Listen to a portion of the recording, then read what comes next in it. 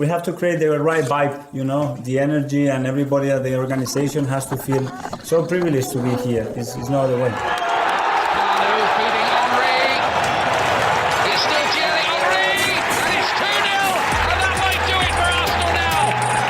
Thanks for listening to the Purely Arsenal podcast.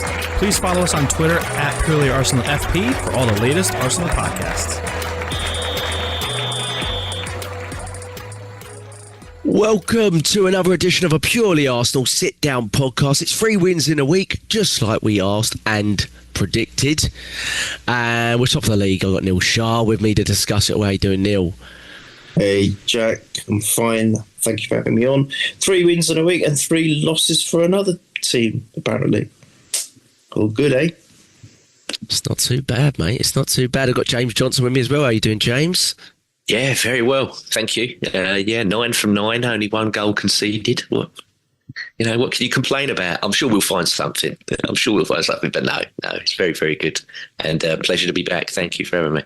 Yeah, only 1 conceded from open play all season. Oh, don't know if we can continue that, but that's been fantastic as well. Doesn't probably get talked about enough, I don't think, amongst the, they like to talk about the ineptitude of our attack, which hasn't been talked about much this week either, with our 3+ open play goals expected for all the games that we've played in. We'll get to that, because certainly something's changed there.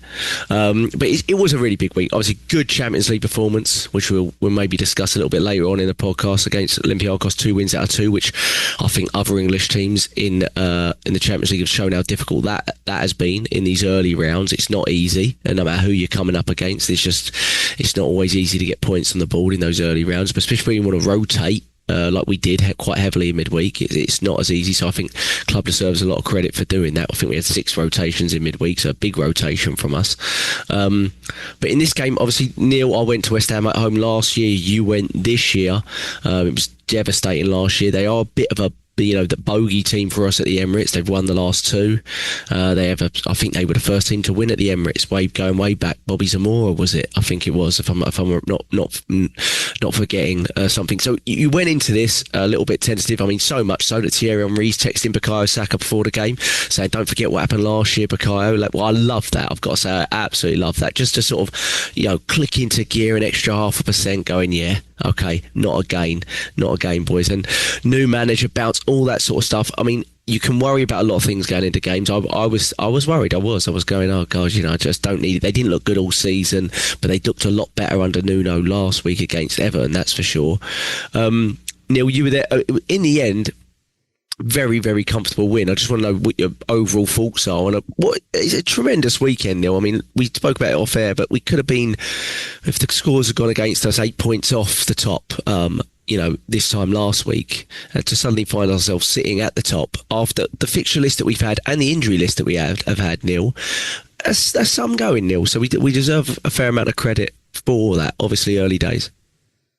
Yeah, early days. I think I remember saying at the top of when we started the podcast for this season, I said, I'll make sure I won't get carried away this season. I want to say that we're going to win everything, and been bitten twice, 3 times now. So 3 seasons coming runs up. I'll say I'll take each game as it comes, and I think I'm sticking to that as much as I can. But it just goes to show how quickly things can change. We were just talking about it literally before you press record.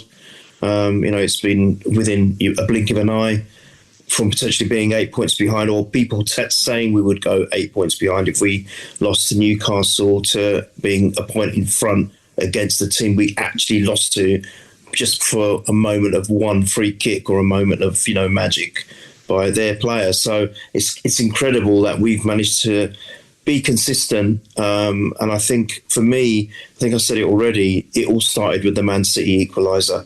And that goal was so huge in terms of a mentality aspect, to give the boys a massive boost.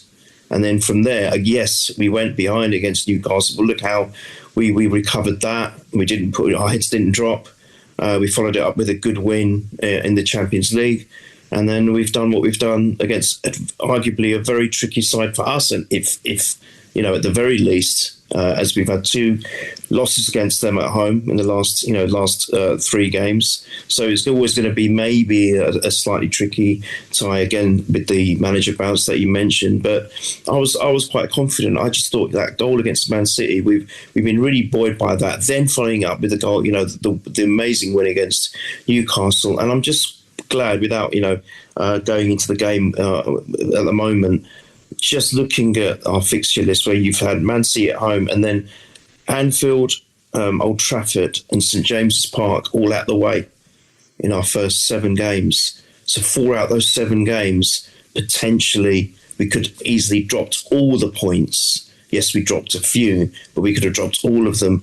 But more importantly, getting them out of the way already. So now we don't have to worry, we could be in the title race, but God, we've got to go Anfield still, and we've got to go to St James's Park. Don't have to worry about any of that now. Yeah, we've got the return legs at home, always going to be difficult, and there is no such thing as an easy game in the Premiership, which makes it one of the hardest leagues in the world.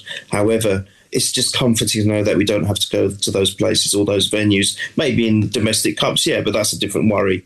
But as far as the Premiership's concerned, no, we don't have to worry anymore. And I'm just really pleased, before I finish, really pleased with the whole mentality of this squad, because we can all talk about the depth we have now and the fact that levels don't drop when you get a complete change of. He made 5 changes, I think, and I know what 5 changes for us in the last seasons is massive. Well, I'm thinking, Christ, even 2 changes is going to change things. I was talking about that, the fineness of our squad before. I remember in the last pod that 1 or 2 people drop and that's it. It's the end of it. But now 5 changes, and yet it doesn't feel that we need to worry too much. If anything, in some aspects, that's a good change. Seeing Eze move to maybe a more favourable position, things like this. So great stuff. And the atmosphere, when the goals, as I said, it's been tempered down from a couple of seasons ago, but it's still lovely when a goal is scored, or when they start beating the drums. It just makes it a lot more. How can you say? You feel like you're part of something quite amazing, and then that can spur on the players to do something amazing as well. It's just great. But one thing I need to ask, guys, has Calafiori created a new position in football? What do we call it? What do we call it is the question. Well, there's the Makaleli role, isn't it? For about 20 odd years now since he played for that lot in London, and it got conned the Makaleli role, and everybody now is, he plays in the Makaleli. I think the Calafiori role, I think, Neil, he's basically taken what we used to call rush goalie, except he doesn't go in goal, does he? He just does. He does what he wants. And I don't know if that's instructed. I don't know if that's instructed. Or that's just him being like, I'm bored over here. I'm just going to run over here for a bit. Because there were times I'm like, why are you further than Saka? I went, you're on the other side. Mate, why are you playing right wing? I was laughing my head off, James. You know what? I was so happy for that whole match. I was thinking, for 1 minute, I'm not even worried about the score. I'm just so happy because he's making me laugh. Do you know what? Because I was sitting in that position where I think it was the first half. He was in his position once. And you know why that was, that one time? Because he took a throw-in from that position. And that was pretty much it. It was hilarious just watching him. He was like in the middle, then he was at the front, and then I think it was the second half, he was on the other side of going down the wing. I thought, what are you doing? What position do you play in? He makes me laugh. But you know what? He's really comfortable on the ball. Yeah, he might make mistakes here and there, but when he's actually on the ball going forward and trying to progress a game, he's really comfortable and full of confidence. But he does make me laugh, guys. He really does. 49th minute, 4th minute of injury time in the first half. He's cropping up on the edge of the box, hitting half volley screamers into the post. Under Arteta, our free player oftentimes is the left back, and then it's almost up to that left back to sort of decide what they do with it. I think Lewis Skelly's a little bit more positionally structured, but he sort of inverts a bit like Zinchenko did. But this guy, complete maverick, isn't he? I mean, you don't really know what you're going to get, but such a pleasure going forward. That's the barometer, isn't it? There's inverting like them two, and then there's whatever he's doing. Yeah. He's took inverting, reverting. I don't know. Right. He just, like I said a minute ago, he just does what he wants to do. But that's what, I mean, the one thing I would say about him, the difference from him as opposed to other sort of not similar, but players that have played freely under Mikel Arteta in that is that he's a real goal threat in, like a regular goal threat. Do you know what I mean? Like he can score from set pieces, he can score from worldies from outside the box, and I don't think, if we're to compare him, anyone that we've had in the past under Mikel Arteta has really had that consistent threat. Like I don't think they have. Like I really like Lewis Kelly, I really do, and he has a different way of playing. Like you saw him midweek, I think he was one of our best players, James. I think you think that as well. But that's the one thing. When I watch Calafiori, I'm like, he's a big game player, but he can turn up set pieces. He's as dangerous as anyone. Whether it's on the edge of the box, taking a shot with either foot, that's definitely the difference that he has. You kind of feel like he's a real part of the attack on a regular basis, and I wouldn't necessarily say fully. They were more sort of a layer behind, but some of the other fullbacks. And yeah, I mean, he's got the shirt at the moment, and I think rightly so. But I don't think Lewis Kelly should feel frustrated or upset about that at all, because I think he's not done anything wrong. He's not done anything wrong at all. I mean, I saw some England, like Rio Ferdinand, people say, well, why is he dropped him? And I went, well, it's not really, that's it. I think we've just seen that Calafiori's offering something really, really unique to us at the moment, and that's why he's getting a shirt. It's a long season. Lewis Kelly will play plenty of games. Probably our strongest depth position in the whole squad, that left back area, isn't it, really? I mean, I think you saw that midweek as well. But James, just to sort of start with the game, the lineup, I think we were all really excited by the lineup, and then we didn't really get to see it. So what I want to ask you is, what were your thoughts on the lineup and the fact that we sort of given Zubimendi a rest, but then also, because of Odegaard's injury, making a history record here of being the first player to come off three times in a row in the first half for an injury, or something like that, which is very frustrating for him and for us. We never really got to see it, but you're quite encouraged that he actually went ahead and went with that, and sort of 2 attacking eights against a team that we knew was going to try to deep block us to death, kind of thing. Yeah. I mean, this, funny enough, is a conversation that Neil can switch off here, because it's a conversation me and him had last night. I can understand why he picked that line. At first I went, oh, no Zubimendi, that's bold. But then I thought to myself, no, do you know what? I can see why you've done that. And I mean, a lot of people as well were like, oh, Trossard yesterday and everything else. And I'm like, I can see why he picked Trossard. And it's exactly like you said there. They were either going to go 3 or 5 at the back.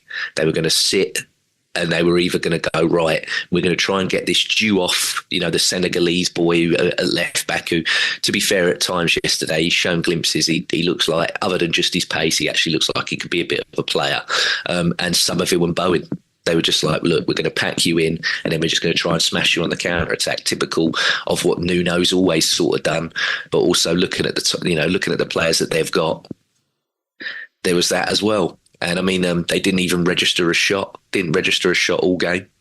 The only bit of XG that they had, none of it was from open play. It was from that set piece right at the beginning from Fulcrum. So we absolutely restricted them to nothing.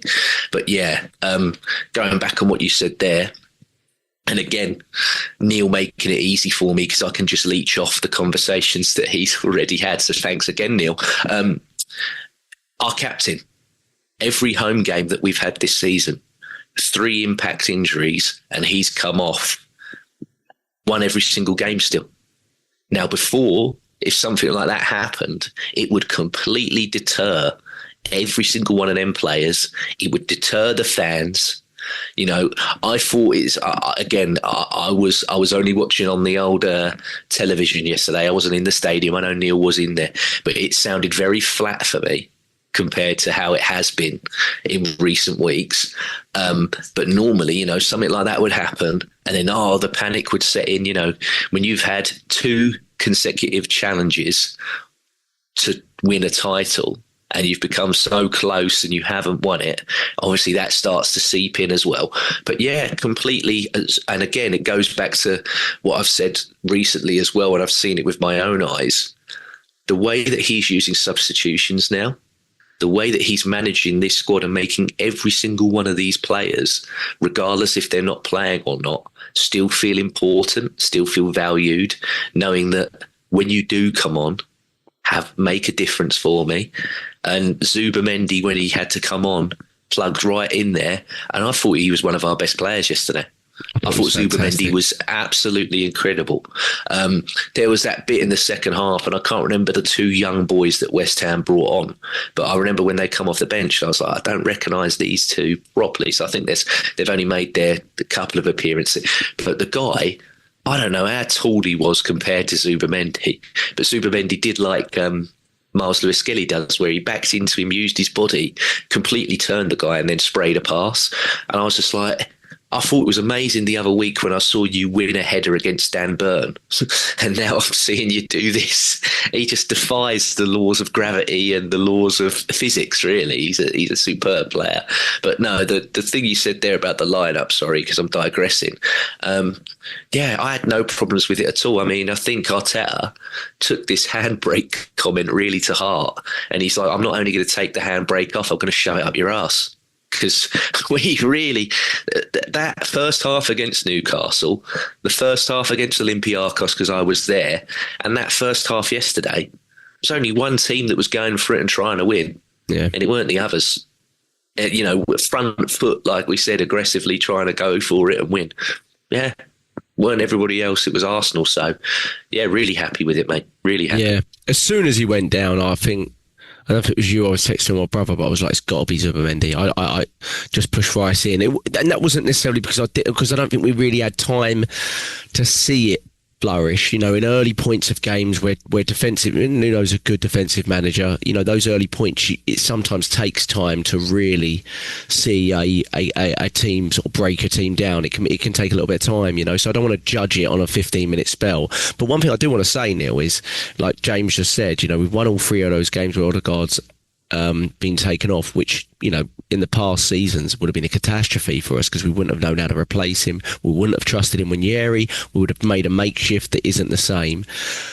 Neil, we wouldn't have got Eberechi Eze if Havertz hadn't got injured. I mean, I'm so convinced by that. I mean, I saw a little discussion on the overlap this week about it with Ian Wright, and Ian Wright obviously had a lot of conversations with Eze, and he was like, "Oh, it was done. You know, the deal was done for him to go to Tottenham, but." You know, the Havertz stuff and Eze calling all happened within a 24-hour period. And I just think, I mean, obviously I'm very upset that Havertz is still not back fit, but that is such an important signing for us. And whilst I think Eze might this week be a little annoyed with himself that he's probably got 2 or 3 more Arsenal goals to his name, at the same time, he's such a good football player, and he's still, when you go back and watch the highlights even, you can see how important he is to some of the key moments in the game, like the first goal, where it's, you know, it's a fantastic save shot from him. I know he missed a sitter in this game as well, and I think that's why he was very upset coming off. He felt like he wanted to fully make amends for that. You could tell he sat there and was thinking about it, but in the same time he must be thinking, I'm playing for Arsenal Football Club. And I think a lot of our fans, like me, I'm watching him still going, man, I'm not worried when Odegaard goes down. Do you know what I mean? I just was like, get Zubimendi on. Don't waste time trying to keep him fit or play him through it, which he did for 5-10 minutes. So that annoyed me a little bit, to be honest. I think the whole club should just be like, off you come, mate. I was just about to, after you'd done that, I was just about to ask you, because I said, with your expertise, because I was going, just take him off now. Yeah, well, when he on. says about the brace, by the way, I haven't seen it fully again, but the brace thing to me, I hope, is a slight exaggeration by Arteta. Like maybe he's got like a soft, like what I would call a, you know, compression wrap or something like that, and he said, oh, he's braced it, you know, because when you think of brace, you think of a full sort of collateral support brace, you know, that you see after sort of pre-post ACL. I'm watching it and I'm like, it looks like a contact injury to me, so I'm hoping that's sort of like bone bruising, but you don't know from it because he obviously couldn't continue. But at the same time, as soon as he's sort of gone down once and limping still, just take him. We've got so many options, you know, it's not last season anymore. We've got so many, and you don't know how much worse you may make that within that 5-10 minutes, or what it might cost you in that 5-10 minutes. You know, we didn't, but it really could. But Neil, I think Eze deserves a lot of credit in the sense that although he wasn't the standout player in this game, everything was so free-flowing still, and he has to be such a huge important part of that, because we struggled so much without Odegaard last season. No. He's a terrific player and a massive signing, massive signing that we managed to steal from a certain football club that we won't mention their name because we don't need to. We don't want to sully this pod with rubbish. I just think he's so important, and it's just the way he plays and what he adds. As I said, I think on the last pod we talked about him, Jack, we might have touched on it. Even down the left wing, which is probably not his preferable position, he's still very dangerous and he's still very adept at getting past players and finding a great pass or being involved in something more direct than just that. But where he plays in the more favourable position, whether Odegaard is within that setup or not, he's going to make a massive impact because he was involved in a lot of the stuff that was going on around the box as well. So that in itself is an immediate advantage to what we would have, what we didn't have before.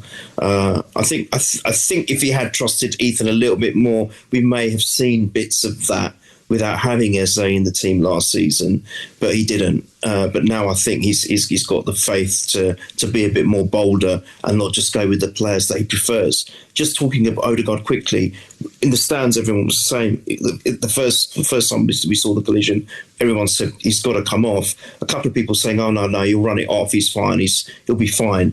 But you could just see that when he was trying to run it off, he just felt that he's uncomfortable. He's just come off a layoff. Just take him off. It doesn't matter. It doesn't matter how good he was, and he was amazing in the midweek. In fact, it's the best I've seen him play for a long time.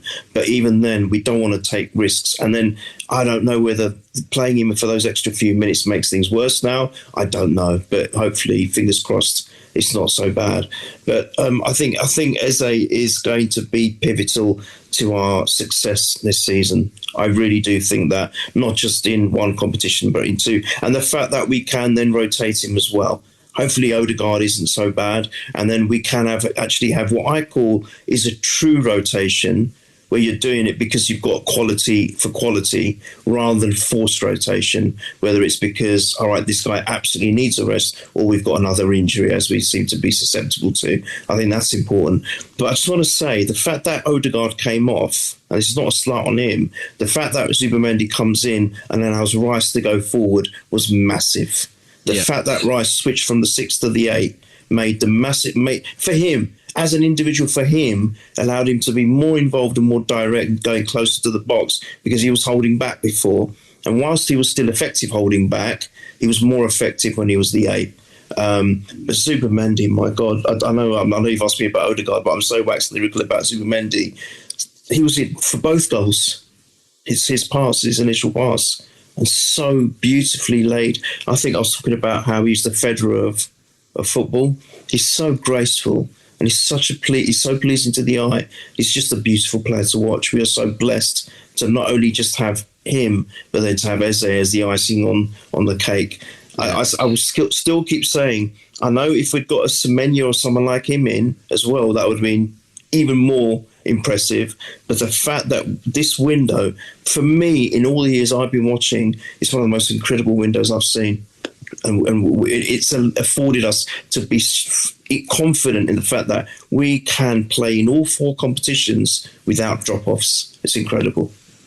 Yeah, no, absolutely agree. I was just thinking when I was watching it, I was like, wow, I feel, it's so much more comfortable, and it's largely because of that player. Like, really, I mean, Zubimendi's been fantastic, and that is a hard position to come into and roll into a team like Arsenal's in without any easing into the team, because we'd lost our other 2 6s from last season, and he's not had much respite at all. I mean, this was the one game we were going to give him, and we couldn't really give him it.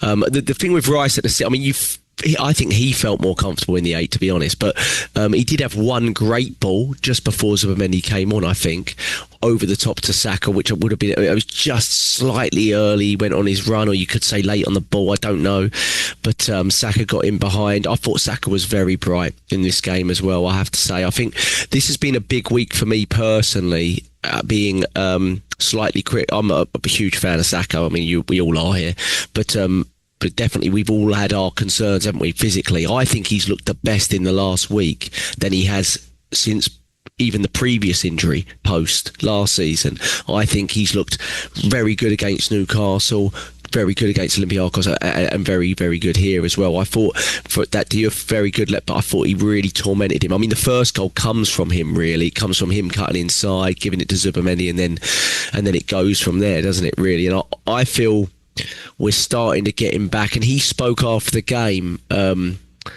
James, about how important it was for him to get 90 minutes. He was like, I'm really happy I got 90 minutes. Like I was really tired at the end, but I really feel it's important to my fitness. I'm slightly upset that Tuchel was taking him away, but obviously it would be expected because of Madueke being out for England as well. So I hope he's sensible in terms of his minutes. It sounds like Arteta has a good relationship with Tuchel, which has not always been the case with international managers, Brazil, Norway, etc. So hopefully that plays into our hand a little bit. But have you been quite positive, James? Because we've been a little bit critical or concerned about Saka's physical fitness, I think it's fair to say. Yeah. I mean, you've always got to worry because basically, in terms of an attacking player, he's the main man, isn't he, still? Regardless of how much we've spent, regardless of what we've done. And I do agree with Neil. I don't want to diminish anything that Neil's just said. The work that's been done by Berta to assemble a squad for Mikel Arteta to go and win and challenge on multiple fronts, not just one, but on multiple fronts. And like we said before, when these players come in now, where they haven't been playing for a long time or anything, they don't sulk, they don't whinge, and you can just plug them in and plug them out, And it's not like the old days where if you had a bit of technology and then you got the new one, you still had to put it in, tune it, find the channel because it weren't always on the AV. You always think to yourself, no, that's AV, and then you had to keep scrolling until you found it. These are HDMI. Goes in the socket, bang, there you go, and they plug right in. they go and they're off. They do what they need to do, but. Yeah, no. Saka has been fantastic. And I tell you what as well, and I know that we were going to eventually reach this man throughout this pod eventually, but I'll go for it now. The way that Jurriën Timber has leaped, not just from a defence, and you called this, Jack, you said, look, you're all going on about him defensively, you're not talking about him attacking. Wait till he comes post that ACL and he's more comfortable and he's more fitter, because he'll do everything that you want Ben White to do, but he'll still be the better defender as well. And yeah, yesterday, the way them two were linking, I mean, he nearly scored, didn't he, before even this Saka one when he had a great chance right at the beginning. This guy, for me, Jack, I was lucky enough to go midweek and he only come off the bench. There was a bit of me that selfishly was upset he didn't start. I understood why Ben White started. I got no problem with that. But he's a person, especially even yesterday, where I was just like, look, if I was there, I'd have been happy I paid my money to watch this guy play football. I mean, he's Mr. Consistency anyway. He's been our best player this season for me. Out of all of them. But I'm like, are you ever worse than a 7 or even an 8 out of 10? I don't think he is. He's just insane. And he has made Saka better for me, and helped him come back in and have more of a platter, because Saka's the best when he's further forward. When he's higher up, that's where you want him, because he'll do, and he knows, he's like, well, this guy can link with me, overlap with me, do all that stuff, but also he's so defensively solid. I'm going to push myself another 10, 15 yards up the pitch, because I've got that bloke with me. And then if that all fails, I've got a really good goalkeeper, I've got 2 good centre-backs, and we've got Zubamendi in there who can win a tackle. And like I said a minute ago, he wins headers against Dan Burn. He's an all-round player, and he's Zubamendi. He does everything. So, but to answer your main question, yes, Saka, I thought he was great again yesterday. And he's another one. As soon as our main captain goes off, he is the designated vice. And he don't mind having that armband on. He quite likes it. He quite thrives having the armband on and being one of the main guys. So, happy with Saka. Yeah, no problem there for me whatsoever. Just we'll see how he is after he plays 180 minutes, because we know what's going to happen. the other team's players get to play 90 one game and then 60 or maybe 30, 45 the next. But not ours. Ours played 180 minutes, didn't they? So, Rice is going to, Rice and him and Lewis Skelly, all three of them are playing 180 minutes in the next week. So we'll just deal with that when we have to deal with it. Yeah. Obviously, I think am I right saying that's 100 goals and assists in 200 appearances for Saka, which is absolutely insane. Yeah. And I believe, did he equal in the midweek, because he obviously scored, did he equal Robert Pires's tally in midweek for goals and assists in the Champions League? I think I read somewhere that he equaled it, but he's done it in about 40 fewer games or something than Robert Pires, which is quite incredible. So I've got to I was just trying to Google the numbers comparison to Robert Pires, but I can't find it. But I'm almost certain I read that stat somewhere. Yeah, but, I did. Yeah. I mean, his output is being massively underplayed because of our lack of trophies at this point. But hopefully, if they come along, there's going to have to be some serious conversations about Bukayo Saka and where he is. But we'll get to his penalty stuff, because I do think there's a conversation that brings in Gyökeres and everything there, which is quite interesting. Before we do, Neil, obviously the goal that we've already sort of mentioned, I thought Declan Rice was also fantastic in this game, especially when he moved to 8. Obviously gets the goal, getting lots of abuse from West Ham. I realised in this game, my issue with West Ham fans is not the fact that they abuse him, because when a player leaves a club, that's kind of a natural thing that happens. Maybe they're going to get upset, even if they've achieved a lot for the club. It happens at every club.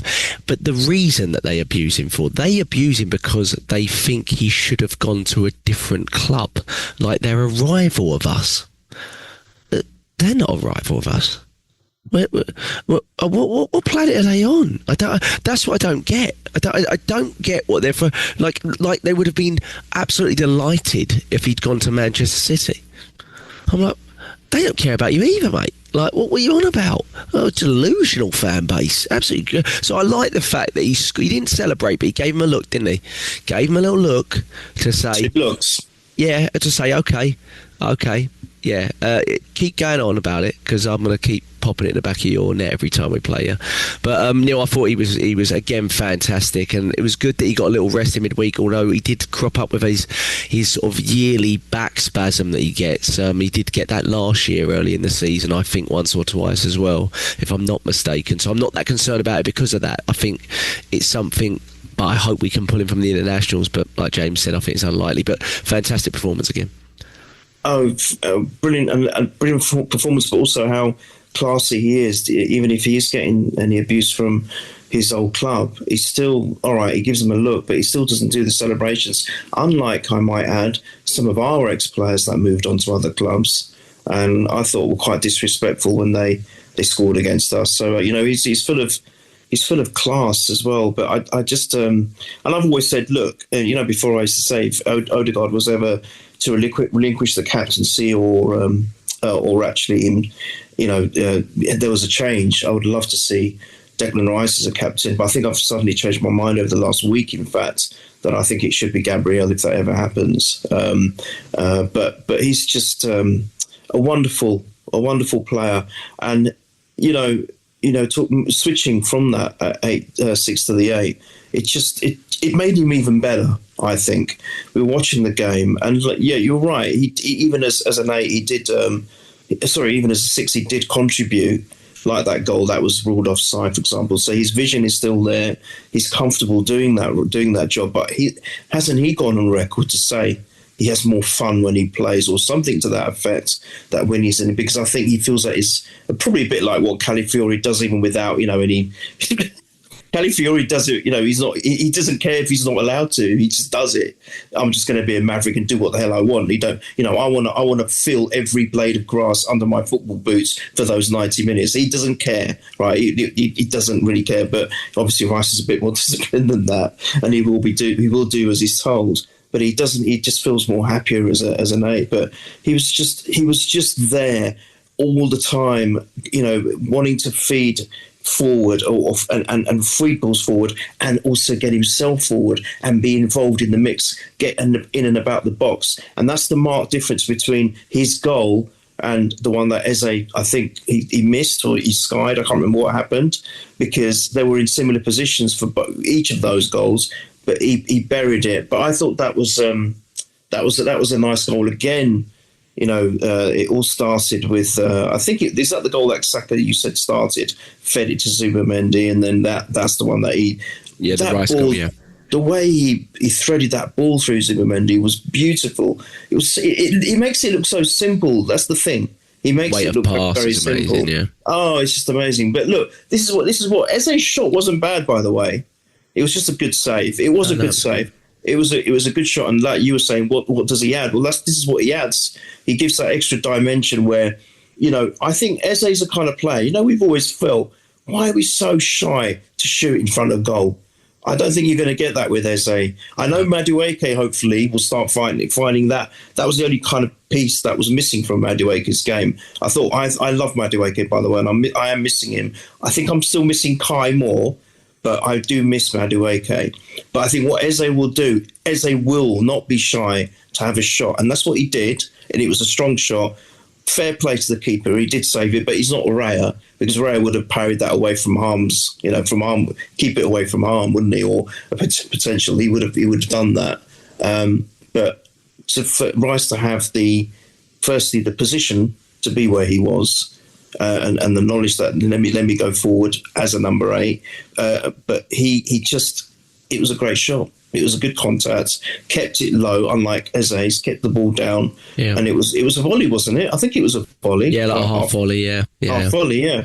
And then as I said, I just thought he was very classy about the way he didn't kind of rise, drop to their level.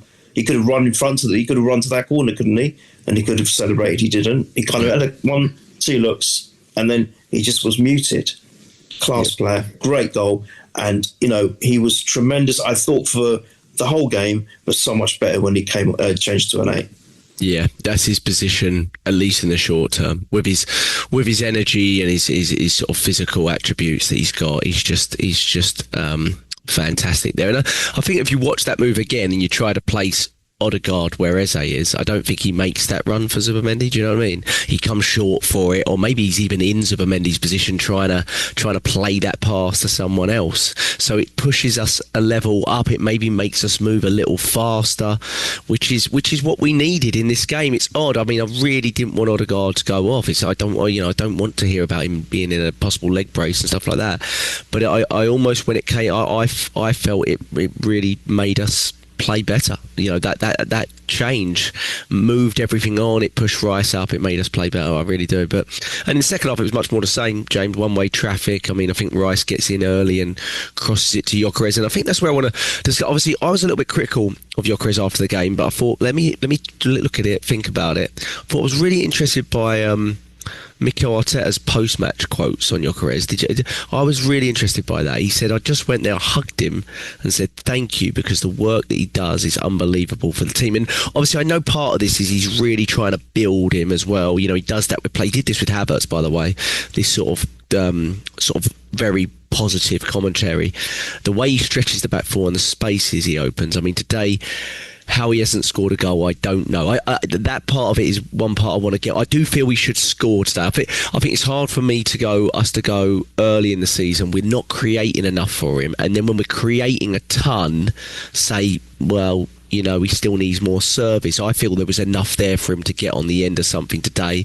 I think we'll all look maybe at the header in the first half, and maybe that one he should get to for Rice in the second. But I think that's a really good point, James, in that he is really occupying the centre-backs, and he's really physically sort of challenging both centre-backs, which is allowing space for others. So although he'll be disappointed this week that he didn't get his goal, and I feel maybe a little bit frustrated that he didn't as well as a fan, I recognise that he's really, really working hard to help the team. You know what I mean? Yeah, and I think that's something that a lot of people diminished about him. I think a lot of people, when we signed him, only saw him really as a goal scorer, and they didn't understand how useful and how good he is as a footballer, as well as just a centre forward and a goal scorer.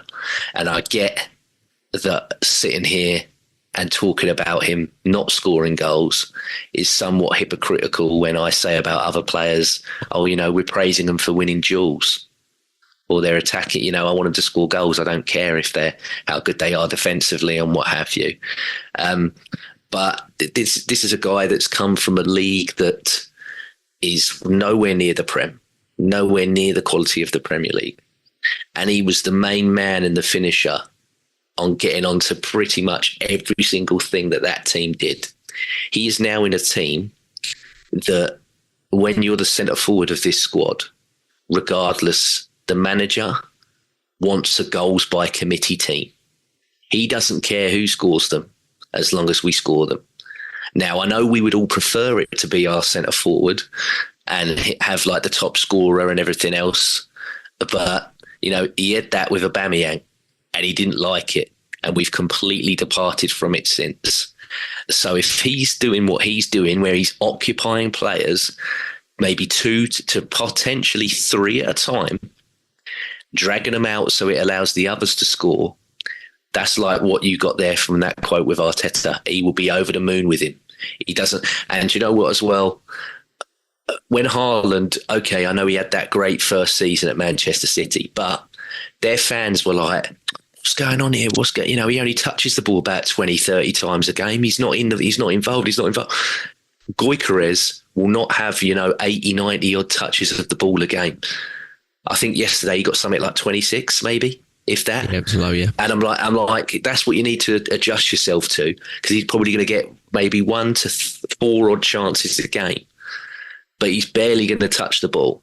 But when he does, look at what he does with it. And yeah, the header in the first half, considering the header that he scored in pre-season, which I think was his first goal, where everyone said he can't head a ball and then he showed it. He needed to do better there. And yeah, I agree with you. That one from Rice, for me, you have to be busting a gut to get that ball. Okay, he was close and he did slide and everything, but I'm like, you got to be completely busting a gut to get that ball, mate.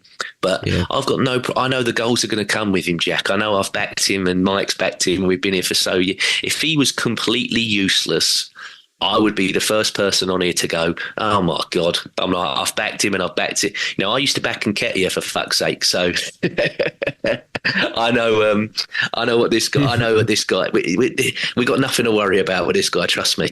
The goals are coming. And I'll tell you something as well. And Neil, you'll back me up with this, and apologies, Jack. I know you are coming eventually, so you will be there in person. When you watch him in person, Jack, you appreciate him even more, because against Olympia, and I know that service yesterday wasn't really a big problem, but I'm telling you, he makes so many more runs and never gets the ball. When you're there in person, you'll see it. You'll be going. I was sat there on Wednesday with my mate going, fucking give him the ball. Like, look at him now. Look, he's away, and they just ignore him, or they get the first action wrong. They trip over their own feet, or they do something, or they go backwards, and you can see him. If it's me, I'd be turning around to him going like, fucking, but he just no, keep going, we'll do it again. He don't sulk, he doesn't whinge, he just keeps going and doing what he needs to do. And yeah, I know that we've bought him to score goals and everything else, and it's quite hypocritical to say what we're saying, but trust me, he will score goals. He will score goals. But another thing as well, just quick, he plays better with an Eze or a Martinelli. He does not play well with Trossard, because when he does his hold up and he's flicking that ball, he wants someone that's going to run to a byline or whatever and then play him back. Trossard makes the same runs inside that he's making, so they're basically going into the same spaces. And that to me, watch how better I've seen it with my own eyes. Watch how better he is when he's with Martinelli or Eze, because Eze will go, ping, right, you hold it up, play me, and then I'll go and I'll either cross it to you or I'll give it to you straight back quickly. They don't run in the same spaces. They don't occupy the same holes. But Trossard goes exactly the same place where Gyökeres wants to go. Yeah. So it just basically makes it somewhat ineffective. And I don't want to dig out Trossard. I don't want to, slate Trossard. because he's a player that when we signed, I wanted him signed before we did sign him. And, I thought he was going to go in the summer. I was shocked we kept him, but he still scored some important goals this season that's bailed us out at big times. And he's probably going to score more important goals that bail us out in big times. But sorry, you're not a starter, buddy. You're not a starter. It might be, lower league opposition in cups, maybe. But in the Premier and the Champions League, for me, not a starting player, in my opinion. I got why Arteta started him yesterday. But no, he's not. He's not a starter for me. Yeah, he still has that slight habit, and I don't think he had a particularly poor game, but he still has that slight habit, Mikel Arteta, of Trossard having a good game, and then he'll start him for a month. And I feel that's not necessarily beneficial. I stick by it. I think Trossard, if you keep him as a super sub the majority of the time, he will be a super sub. And I think when you start to get him into the period of you're starting every week, Trossard, I think you get into a little trouble. Not that he gets complacent, but I think he gets found out a little bit. And we've got a plethora of options to start there, to be honest. So I don't think we need to do that this season more than any other season. In the past, maybe injuries have caused that. Definitely agree with you that with their sort of positional sort of overlap, which doesn't necessarily favour Gyökeres. I think he's looked the best with Eze out the left, to be honest, but which I'd like to see. I think we will see a lot of again, but we need Odegaard not to be made of glass for a couple of weeks at least, so that's a slight frustration there. Neil, what were your thoughts? Obviously you mentioned it, lovely lofted ball again by Zubimendi to Timber. For me, it's a foul inside the box, because I'll tell you why I think there was some argument that the contact started outside the box. You can't have the week before claiming planted of the foot is part of a tackle, and then in this one go, no, the planting of the foot doesn't matter anymore, boys. It's the contact, because the real planting of the foot contact actually happens inside the box, so I think it had to be a penalty really. The other contact is not where Timber goes down, but maybe I'm wrong on that, I don't know. And then what were your thoughts on Saka grabbing the ball? Well, it looked like Gyökeres gave him the ball, to be honest, as well. I think that's what happened. I think they kind of, it was amicable. It wasn't a Chelsea scenario where 3-4 players were moaning about it. But what are your thoughts on that as well, on Saka being the penalty taker when he's present on the pitch and all that sort of stuff? Just before I talk about that, just a quick mention about Trossard, if you don't mind. For the goal which Gyökeres didn't quite get to, if you remember the build-up on the left, Trossard actually played a really lovely ball through to Declan Rice, I think it was. I think this is where he is. He's such a critical player. I think, James, you and I were just saying it last night, that he's really critical because as an impact sub, and I've always thought he's better as an impact sub. Very early days, I thought that he always seems to be putting better performances in as an impact sub. But I think it's because he comes on at a stage where the opposition players are tiring, or the defence is tiring, but he's so good and clever with the ball, and that's what makes the difference. But as a starter, although he hasn't been terrible as a starter this season, I still think he makes, as James quite said, and again, I don't want to repeat what James has said, but I just feel that he adds a different dimension as he comes on as a sub for me, because I think players are tiring around him, and I think that's the important thing. And with Gyökeres, okay, maybe he could have done better for that goal, which he just didn't quite get to. But I wouldn't, James. I know, and I'm not disagreeing with you, but I don't think busting gut is not him. He is busting a gut. He does it. He's working so hard. You said it yourself. When you see him live, it's slightly different to what you see on the TV. If you just focus on one player when you're live, because you can't do that on the TV because the camera's panning, isn't it, all the time? If you focus on that one player, he works so blooming hard. He's doing everything a good centre forward should do, apart from putting the ball in the net. So it's all there. He's 85 to 90% there. And let's not forget, he has scored 3 goals. We're talking as if he hasn't scored a goal yet. He has scored 3 goals. We're 7 games in. So he's just under 50% at the moment, if you think about it. So it's not bad. And the goals will come. I'm not like James. I'm not worried one bit about him. But it's that body presence, that strength. That strength is what created the first goal for Martinelli midweek. if you think about it. Two big defenders, he was sandwiched between them, and yet he took control of that ball brilliantly. And I think it's that hold-up play, that kind of backing into a player and stopping the defenders from doing anything, allowing our other players to have the time and the space to get into position is equally as important as scoring goals in my book. And I think, James, you made an amazing point. I never considered it. After Aubameyang, we have moved away from, we're going to get the golden boot. When Thierry Henry did it 3 times, Alan Smith back in the day did it a couple of times. That's gone. That's not our style. That's not our identity anymore. We used to talk about identity. Our identity is we score goals from all over the place. And I think that's what we've got. We're not a Man City. We don't rely on a cyborg to score 5,000 goals a season. And he can score 20,000 this season. He ain't going to win jack shit, because we're winning everything, by the way. Right, just talking about the goal. I'm sorry to digress. I just wanted to get that off my chest. The goal. Can I just say, we can go wax lyrical about Zubimendi, as we have done, and rightly so. But that touch by Timber, I was right in front of it. Everyone gasped. I just want to say what the reaction of the crowd was. We all gasped. You're like, what? Did you just see what he just did? And then immediately followed by the foul. So he didn't have time to process that touch. But that first touch by Timber to control the ball, oh my God, he is some player. You two have summed him up beautifully. Amazing. About how good he is, but he's just so good. But as for the penalty, it is because although the first contact is made outside the box, Jack, he's still followed through in the box. That's a penalty all day long. He goes down. I don't even think it. Normally with us, when a decision like that happens, it takes forever because VAR will get involved. VAR will get the spirograph out. VAR will do everything possible to make sure. But could we just check this? Could we just check the hairs on his chest? Maybe they're out of place. We've got to try everything possible to stop them getting the penalty. But the decision was quite quick. The referee was there. He made the decision. I don't even know if it went for VAR. You would know because you were there at home on TV. But yeah, I think it did. I think it did to check, not the foul, but check if it was truly in the box. I'm almost certain there was a slight check, yeah. Yeah, but it wasn't long, was it? No. And we were like, yes, great, for once. Because normally you get the thing on the big screen, VAR, I don't know, whatever, checking for this or that. But we never saw anything flash up on the screen, so I think it was quite quick.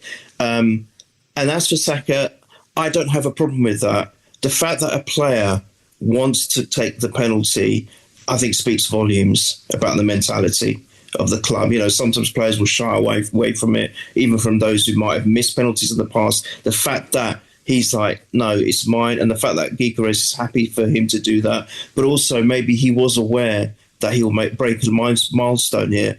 On his 200th appearance, breaks that 100 goals plus assists thing. So I didn't have a problem with it, and as we come to expect from Saka, I'd say 85% of the time it's a beautifully taken penalty, or even 90% of the time. So no problems at all with it. I was thrilled to bits for him. Yeah, I mean, the question isn't whether he's a better penalty taker than Gyökeres. I think Gyökeres is probably a better penalty taker. The question is he our main man? And he is our main man. He is our main man when it comes down to it. And if you're going to be our main man, a certain level of ego has to come along with that. It just does. Thierry Henry had it. All the main Van Persie, all the main attackers that we've had that say I am him, basically, and he is that guy. Like, as much as my brother wants to talk it, he is that guy. I don't know how you can't see that at this point. I mean, we all do, but at this point, he is that guy. He is what makes our attack tick. The other thing that's not a coincidence is in the last 3 games where open play XG's gone through the roof, is Saka started all those 3 games. And, he didn't start any of the ones before, and for all the brightness that Madueke provided in terms of true output, that's the one player in our front 3 that you can rely upon season. There's not anyone else there that has done it season upon season. Kai Havertz maybe for a season and a half, but really it's Saka, isn't it? He is our main part of our attack, and he's probably sitting there thinking, I've missed a lot of football. I've played a lot, but I've missed a lot of football recently, and hopefully he's really, really desperate to get back. It looks like he's really, really desperate to get back to his best, and now it's just about managing him, hoping the internationals manage him properly as well, which is always a worry, and then us making sure we do, and getting Madueke back as quickly as possible too, to have some true support for him, because I know we saw Martinelli start in midweek, which I thought was absolutely sensible, but he's not really true right wing cover. I think we know that. With Madueke, after that you're really looking at Dowman, but is that right wing cover, so I'm really eager to get him back, and hopefully it's not too long after the international break that Madueke comes back, really. But I think, I had no issue with that, but I know a lot of people did, James. A lot of Arsenal fans, on streams and stuff like that, they were livid that it wasn't being given to Gyökeres, but I didn't really personally have that issue. Can I, just before James goes, just a quick thing, just follow up on Saka and how he might be feeling as well. It was really, James, you might have seen it on, I think it was Match of the Day, I can't remember which interview it was, but I think it was mentioned to him that under Arteta's they mentioned 300 games for Arteta as well, and they said, Saka, you've been the one that's been picked the most. And when he said that, when that interviewer said it to Saka, the smile on his face was so warm and so appreciative. I think, Jack, you said it exactly right there. He's our leader, he's our captain without having the official title. I would say he is that important. I think you're absolutely right, and I don't think there is anything wrong with. I know I thought I can speak for myself. I dislike those egotistical gits from other clubs. I hate them. I think, who do they think they are? But I've got a love affair with Cyborg, don't you? You know that. We won't be able to mention what I say about him on the WhatsApp group here, but it's that you do want actually in your club, and it doesn't matter. It doesn't matter if other rival fans hate them for it. Remember how much Jack Wilshere was hated because he was a bit of a, but we loved him because of the way he was. From a personality standpoint anyway. We thought, well, he's good. It's good that he's with us. So I think you're spot on there. I think we need someone with that, carries that ego, a little bit of ego, and I'm the man, not you. I am. I love that. Yeah. Absolutely. What's your thoughts, James? Yeah, I think it's what we've all discussed here. Again, he had the captain's armband on. So with that comes a hierarchy, and maybe he pulled rank and went, no, I'm captain, I want that penalty, I'm taking it. But I do think, and it's the same as what Neil, again, leeching off what Neil said there, I think there was a lot into it of that he knew that he would get that 200 milestone. 100. Was it 100 or 2? No, it was 100. 200th game, but 100. Sorry, yeah. I'm inflating his numbers there. Yeah. He'll reach 200. He'll reach 200. Don't get me wrong. He'll reach 200. But yeah, I think there was something in that, and he was happy to give him it and score. He doesn't mind giving the ball to somebody else. So I haven't got a problem with that whatsoever. But yeah, no, he's a fantastic man. He's a fantastic footballer, and long may it continue. Like we were just saying about there with the goals by committee thing, I'm well aware that the last 3 league titles, every champion has had the top scorer for that season. But there's nothing that can stop.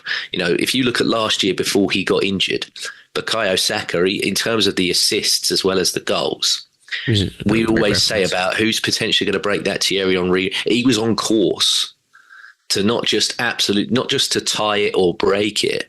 He was probably going to smash it. He at that point before he got injured at Crystal Palace, it was like, do you remember that season where Aaron Ramsey was just like, I'm going to shoot from 30 yards, and every time he done it, we went in. You were like, oh my god, like, when's he going to stop? He was just, everything that he was hitting into the box or whoever he was passing to, they were tucking it in, and it was like, bloody hell, this is incredible. And then the corners as well that he was taking. So yeah, he's just an elite level player. So, and again, I look at Liverpool back in the day. Bobby Firmino used to play up front for him, and he scored important goals, but he did everything else that you'd want a centre forward to do. But maybe he wasn't as clinical. But then they had Mane and they had Salah. And for me, I look at it and I go, there's nothing from Bukayo Saka or Eze that tells me that they can't get levels of numbers that Salah and Mane got. I know that they were deemed more world-class or they were more complete than these two were, but these two are well within their rights to get as many goals and assists as Gyökeres will get. And I haven't got a problem like we were saying earlier. I don't care who scores them as long as we're winning and getting points on the board. Couldn't give a shit if they hit someone's bum on the way in, whatever. Couldn't care. So yeah, no, I'm happy with him. Take it if he wants to take a penalty and then he scores it. Good. Yeah, absolutely. I mean, much like always under Arteta, we've always scored by committee. I mean, we're the top goal scorers in the league right now, but we don't think we've got one person that's above 3. So, I've got no issue with that. Spread it around. For this really scared and frightened attacking side, plus 11 goal difference from the scared team, the frightened team in attack. Yeah, it's amazing, isn't it? Plus 11. I mean, I don't want to go back on too much on other teams, but, they had 4 shots today and also yesterday for you, and 0 on target, like you said, and all I remember was a header in the first 60 seconds, Jack, maybe one in the last 60 seconds. We nearly had 6 times more touches in the box than them. Yeah. Six times. Yeah, and it's just you don't. The reason our open play, our actually going forward is expected goals going forward is getting better and better, but our defensive numbers are incredible. The control that we place upon games and territorial control and dominance is quite impressive. So impressive that when you watch a game like Olympiacos, which becomes a little disjointed for 15-20 minutes, but the other team doesn't actually create a thing, makes you feel very nervy. My dad was like, "This isn't good. This isn't looking good at all." And I was like, maybe we're just not used to seeing it. It was like maybe we're just not used to seeing the other team have the ball anywhere near our final third. Do you know what I mean? Because they didn't actually create anything other than one offside chance. It was a little lucky on our part, but they really didn't muster up much other than that Podence chance in the first half, which was an unbelievable save by Raya. But if you watch it back, I mean, obviously you were there, but if you watch it back, they just had a lot more of the ball than we're ever willing to give anyone, and that was probably because we were a little bit more comfortable. We'd made 5 or 6 changes, and we were sort of managing the game in second or third gear, probably. And that's probably what it was a little bit, and that's quite incredible because you don't. To be fair, you do not see that with any other team in the league, and that was we did say this last season though. We did. We sat there. We were like, no one is near us in terms of control and defensive stability. But it didn't matter because we didn't have what it took at the other end. But we're better this year, though. Defensively, we're better this year, without a doubt. We are better this year. We're more together as a unit. I think we give up less. We've made less mistakes so far this season in the back line. In fairness, though, we've been less punished for those worldies so far this season. Hopefully that continues. There was a lot of that last season where you were like, they just scored from 30 yards from nothing, and all we've had really in that sense is the Szoboszlai one, which is from a free kick. But we felt like we were getting those every other week last season, didn't it? It was like something went in off a deflection from 30 yards and all that sort of stuff. So that the defensive numbers are so impressive. I mean, they are ridiculously impressive to watch it. I mean, it's just like we give up absolutely nothing, don't we? We don't give up a thing. Just quick as well, Jack, and I know I do this quite a lot on here, so apologies. I'll either go with something that will make me look a complete genius, or I will make myself look a complete tit. But I'm going to go for a moment here. I don't know when in the next few games it's going to happen, but someone is getting a hiding.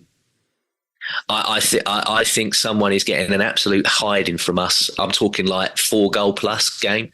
I don't know where or when, but someone is getting a slap, an absolute slapping, because it's all there, just the final execution sometimes. But it is going to click, and someone is getting a pasting in these next couple of games. I know we've got an international break coming up, and I can't wait because I'm like, I'll detox from it. I'm not watching either of these England games. I don't care if they're playing Wales and people are trying to make England-Wales feel like it's some massive game and it's really, really important. It's not. I couldn't care less.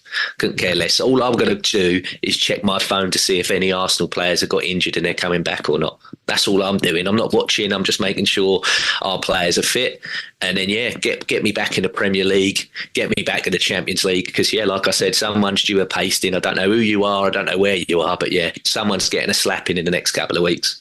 Yeah, fingers crossed. Yeah, it's Fulham away when we come back, isn't it, for another London derby? So Fulham away when we come back. But obviously, I mean, going into an international break as well, you always want to go in with a win, because then it sits on you a lot longer, and you know, you're even more frustrated. So again, we've had such a very, very positive week. You never know how you're going to return, but you've had a very, very positive week going out into it. Whereas, you know, other teams at the top, they've got a lot of questions, and they're finally getting a couple of injuries, maybe, which we don't wish upon anyone. But let's be honest.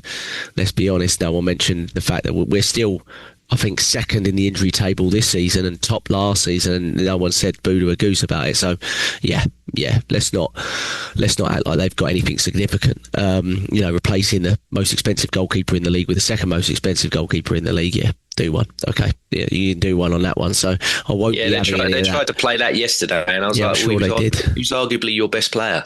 Yeah. I said he was keeping it a draw for a long point. It was your, you know, crap defenders that you'd say are the best in, you know, best Premier League centre back of all time. I haven't seen any of the other goats that I've watched over the years twerk on or try and fart on a ball to blow it away. You know what I mean? Yeah, that was hilarious. Never seen it. Sorry, best of all time, and he's, you know. I thought he was in the spearmint and people were going to start throwing money at him the way he was shaking his thumb at that ball. It was crazy.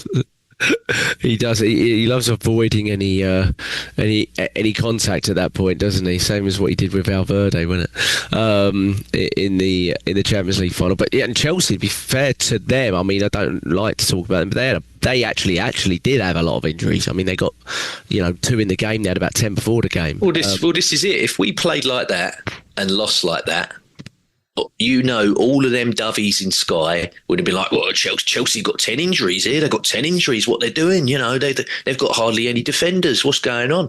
It was excuse galore, weren't it, yesterday? Yeah. Excuse galore.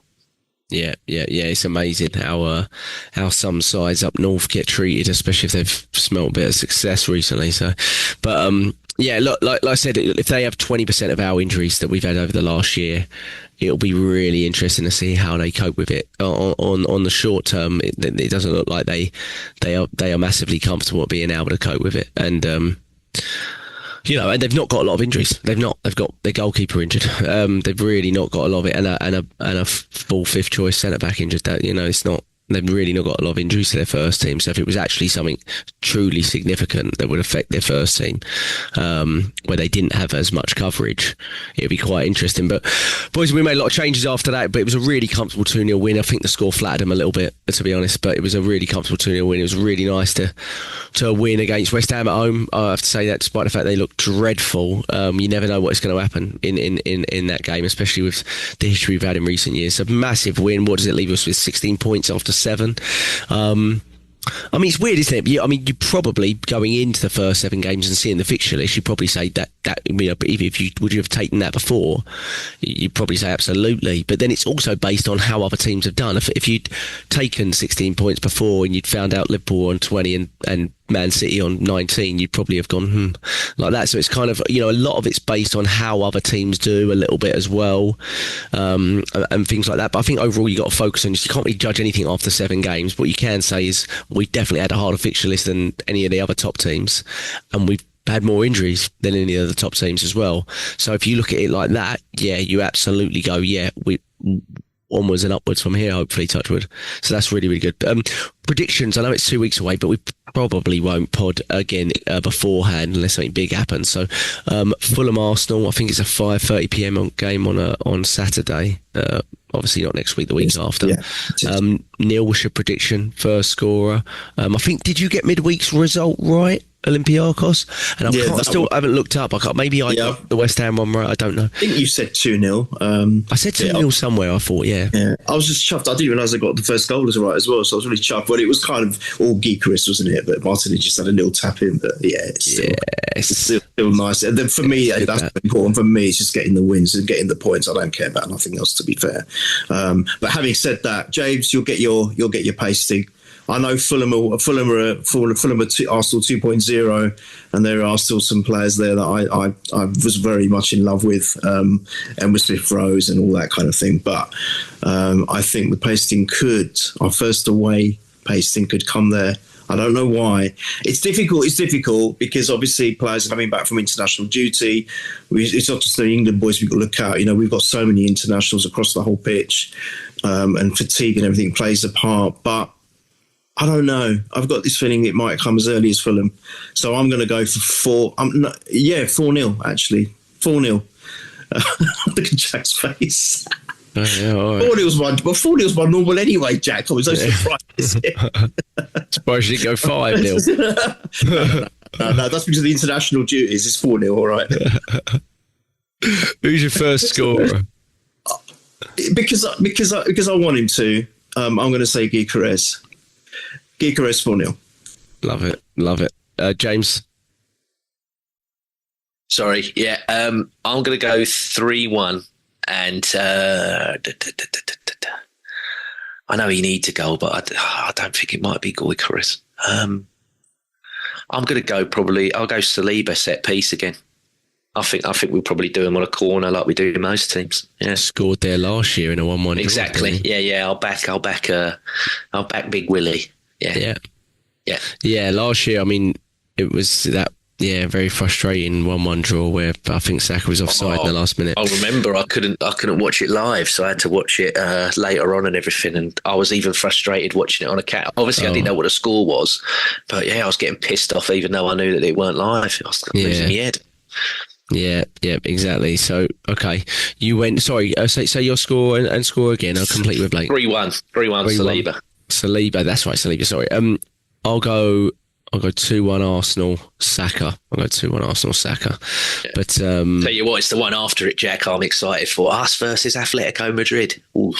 Is that Tuesday or Wednesday? Yeah, it's the after. So we play Sunday, and then I believe it's the Tuesday that we play Atletico right after. Yeah.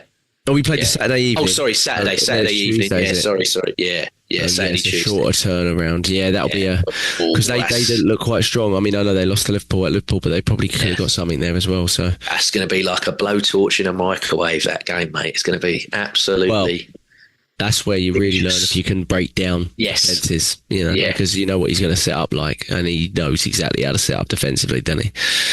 So yeah, that'll be a big one. It'll be interesting to see how hopefully we come back healthy. Hopefully Odegaard gets pulled, because that Norway coach has got no common sense whatsoever. So you pull him out of that if he's got any risk. I hope that's the way Arteta was speaking, like almost speaking that we're going to pull this guy.